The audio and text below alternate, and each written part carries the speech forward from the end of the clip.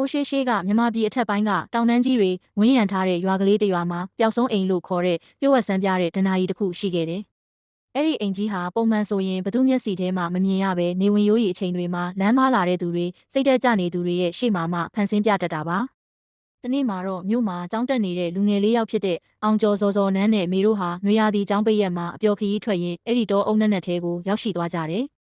နေဝင်စားပြူလာတဲ့အခါတောအုပ်ကြီးဟာပိုပြီးမောင်မဲလာပြီးမြူခိုးတွေကလည်းလူတကိုယ်လုံးအေးစိမ်သွားအောင်ဖုံးလွှမ်းလာတယ်။ငါတို့လမ်းမနေပြီလားမသိဘူး။ရွာကိုပြန်တဲ့လမ်းကဒါမဟုတ်တလို့ပဲလို့မေကတုံတုံရင်ရင်နဲ့ပြောလိုက်တယ်။အဲ့ဒီအချိန်မှာပဲမြူခိုးတွေကြားထဲကနေထူးဆန်းတဲ့နှစ်ထပ်ပြင်ထောင်အိမ်ကြီးတစ်လုံးဟာဝါကျင့်ကျင့်မီးအောင်မိန်လေးတွေနဲ့ပေါ်လာပါတော့တယ်။အိမ်ရှိမှာတော့အဖြူရောင်ဝတ်စုံကိုဝတ်ဆင်ထားတဲ့အမျိုးသမီးတစ်ယောက်ကကြောခိုင်းပြီးရက်နေတယ်လာကြပါ။ဧည့်သည်တို့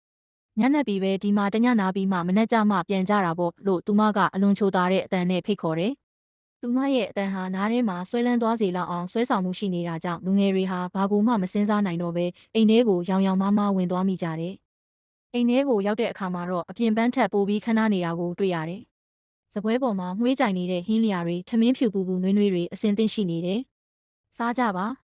ဒါတွေကငါရဲ့ဧည့်သည်တွေအတွက်အထူးပြင်ဆင်ထားတာလို့အဲ့ဒီအမျိုးသမီးကပြောပေမဲ့သူမဟာဝါခပတ်တစ်ခုနဲ့မျက်နာကိုကွယ်ထားဆဲပါပဲ။ဗိုက်စာနေတဲ့လူငယ်တွေဟာအငမ်းမရစားတော့နေကြတော့နန်းကတစ်ခုခုကိုသတိထားမိသွားတယ်။သူမရဲ့ခြေထောက်အောက်မှာအေးဆက်ဆက်အရာတစ်ခုကလာလာထိနေတယ်လို့ခံစားရလို့ငုံကြည့်လိုက်တဲ့အခါ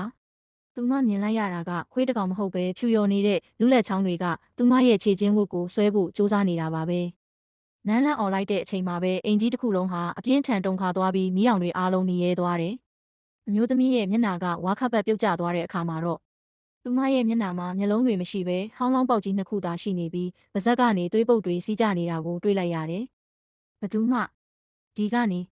ပြန်မထွက်ရဘူး။မင်းတို့အသားတွေကိုငါစားရတော့မယ်လို့သူမကအတန်နဲ့ကြီးနဲ့အော်ဟစ်လိုက်တယ်။အဲ့ဒီအချိန်မှာပဲသူတို့စားနေတဲ့အသားတွေဟာလူလက်ချောင်းတွေအဖြစ်ပြောင်းလဲသွားပြီးတောက်နေတဲ့ရေတွေကလည်းပုတ်စော်နန်းတဲ့သွေးတွေဖြစ်ကုန်ပါတော့တယ်။လူငယ်လေးယောက်ဟာအသေးအတန်အိမ်ပေါ်ကနေပြေးဆင်းကြတယ်။ဒါပေမဲ့လှေကားကဘလောက်စင်းစင်းမဆုံးနိုင်တော့ပဲအိမ်ကြီးဟာမှော်တက်နဲ့ချုံနှောင်ထားသလိုဖြစ်နေတယ်။အိမ်ရဲ့နေရန်တွေကနေလက်တန်းပေါင်းများစွာထွက်လာပြီးသူတို့ကိုဖမ်းဆွဲဖို့ကြိုးစားနေတယ်။အောင်ကျော်ကသူနဲ့အမြဲပါလာတတ်တဲ့ဖျားပုံတော်လေးကိုထုတ်ပြီးအာယုံပြုတ်လိုက်တဲ့အခါမှာတော့